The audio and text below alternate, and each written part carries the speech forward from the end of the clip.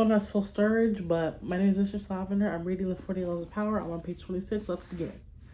Cecily did indeed send emissaries asking Balka to attend an afternoon banquet in his honor. But Balka, no fool, knew history. He knew the previous kings and lords of Ethiopia had used banquets as a trap. Once he was there and full of drink, Cecily would have him arrested or murdered. To signal his understanding of the situation, he agreed to come to the banquet, but only if he could bring his personal bodyguard, 600 of his best soldiers, all armed and ready to defend him and themselves. To Balka's surprise, Cecily answered with the utmost politeness that he would be honored to play host to such warriors. On the way to the banquet, Balka warned his soldiers not to get drunk and to be on their guard. When they arrived at the palace, Cecily was his charming best. He deferred to Balka, treated him as if he desperately needed his approval and cooperation. But Balka refused to be charmed, and he warned Cecily that if he did not return to his camp by nightfall, his army had orders to attack the capital. Cecily reacted as if hurt by his mistrust. Over the meal, when it came time to the traditional singing of songs in honor of Ethiopia's leaders, he made a point of allowing only songs honoring the warlord of Sidima. It seemed to Balka that Cecily was scared, intimidated by his great warrior who could not be outwitted. Sensing the change, Balka believed that he would be the one to call the shots in the days to come. At the end of the afternoon, Balka and his soldiers began their march back to camp amidst cheers and gun salutes. Looking back at the capital over his shoulders, he planned his strategy, how his own soldiers would march through the capital in triumph within weeks, and Cecily would be put in his place being either prison or death. When Balka came in sight of his camp, however, he saw that something was terribly wrong. Where before there had been colorful tents stretching as far as the eye could see, now there was nothing, only smoke from doused fires. What devil's magic was this? A witness told Balka what had happened. During the banquet, a large army, commanded by an ally of Cecily, had stolen up on Balka's encampment by a side route he had not seen. This army had not come to fight. However, knowing that Balka would have heard a noisy battle and hurried back with his 600-man camp or man bodyguard, Cecily had armed his own troops with baskets of gold and cash. They had surrounded Balka's army and proceeded to purchase every last one of their weapons. Those who refused were easily intimidated. Within a few hours, Balka's entire force had been disarmed and scattered in all directions. Realizing his danger, Balka decided to march south with his 600-foot soldiers to regroup. But the same army that had disarmed their soldiers blocked his way. The other way out was to march on the capital, but Cecily had set a large army to defeat it. Like a chess player, he had predicted Balka's moves and had checkmated him. For the first time in his life, Balka surrendered. To repent his sins of pride and ambition, he agreed to enter a monastery. Interpretation. Throughout Cecily's long reign, no one could figure him out. Ethiopians liked their leaders fierce, but Cecily, who wore the front of a gentle, peace-loving man, lasted longer than any of them. Never angry or impatient, he lured his victims with sweet smiles, lulling them with charm and obsequiousness. Before he attacked, in the case of Balka, Cecily played on the man's warness. His suspicion that the banquet was a trap, which it in fact was, but not the one he expected. Cecily's way of allaying Balka's fears, letting him bring his bodyguard to the banquet, giving him top billing there, making him feel in control, created a thick smoke screen, concealing the real action 3 miles away. Remember, the paranoid and wary are often the easiest to deceive. Win their trust in one area, and you have a smokescreen that blinds their view in another, letting you creep up and level them with a devastating blow. A helpful or apparently honest gesture, or one that implies the other person's superiority. There are perfect divisionary devices, properly set up. The smokescreen is a weapon of great power. It enabled the gentle Cecily to totally destroy his enemy without firing a single bullet.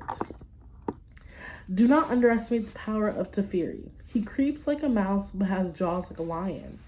Balka of Sidama's last word before entering the monastery. Keys to power. If you believe that deceivers are colorful folk who mislead with elaborate lies and tall tales, you are greatly mistaken. The best deceivers utilize a bland and inconspicuous front that calls no attention to themselves. They know that extravagant words and gestures immediately raise suspicion. Instead, they envelope their marks in the familiar, the banal, the harmless. The yellow kid whilst dealing with Sam Giselle, the familiar with a business deal. Was familiar with the business deal. In the Ethiopian case, it was Cecily's misleading obsequiousness, exactly what Balka would have expected with a weaker warlord. Once you have lulled your sucker's attention with the familiar, they will not notice the deception being perpetuated behind their backs. This derives from a simple truth. People can only focus on one thing at a time. It is really too difficult for them to imagine that the bland and harmless person they are dealing with is simultaneously setting them up for something else. The grayer and more uniform the smoke in your... What? The grayer and more uniform the smoke in your smoke screen, the better it conceals your intentions. In a decoy and red herring devices discussed in part 1, you actively distract people in the smoke screen. You lull your victims, drawing them into your web. Because it is so hypnotic, this is often the best way of concealing your intentions. The simplest form of smoke screen is facial expression. Behind a bland, unreadable exterior, all sorts of mayhem can be planned. Without deception, dictation. This is a weapon that the most powerful men in history have learned to perfect. It was said that no man could read Franklin D. Roosevelt's face. Baron James Rothschild made a lifelong practice of disguising his real thoughts behind bland smiles and non-descriptive looks.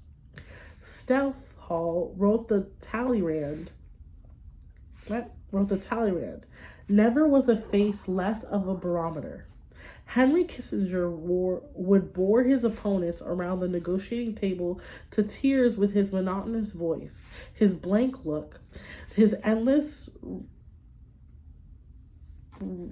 recitations of details. Then, as their eyes glazed over, he would suddenly hit them with a list of bold terms. Caught off guard, they would be easily intimidated. As one poker manual explains it, while playing his hand, the good player is seldom an actor. Instead, he practices a bland behavior that minimizes readable patterns, frustration, and confuses opponents, permits greater concentration. An adaptable concept, the smokescreen can be practiced on a number of levels, all playing on the psychological principles of distraction and misdirection. One of the most effective smokescreen is the noble gesture. Misdirection. What? People want to believe apparently noble gestures are genuine, for the belief is pleasant. They rarely notice how deceptive these gestures can be. The art dealer Joseph Duveen was once confronted with a terrible problem. The millionaires who had paid so dearly for Duveen's paintings were running out of wall space, and the inheritance taxes were getting higher. It seemed unlikely that they would keep buying. The solution was the National Gallery of Art in Washington, D.C., which Duveen helped create in 1937 by getting Andrew Malone to donate his collection to it. The National Gallery was a perfect front for Duveen. In one gesture, his clients avoided taxes, cleared wall space for new purchases, and reduced the number of paintings on the market, maintaining the upward pressure on the prices. All this while the donors created the appearance of being public benefactors. Another effective smokescreen is the pattern, the establishment of a series of actions that seduce the victim into believing you will continue in the same way. The pattern plays on the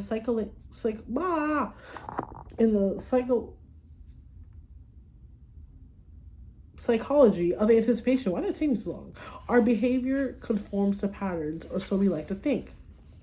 I'm gonna stop there. I'm on page I'm on page 28. I'm on the last paragraph in the 1878.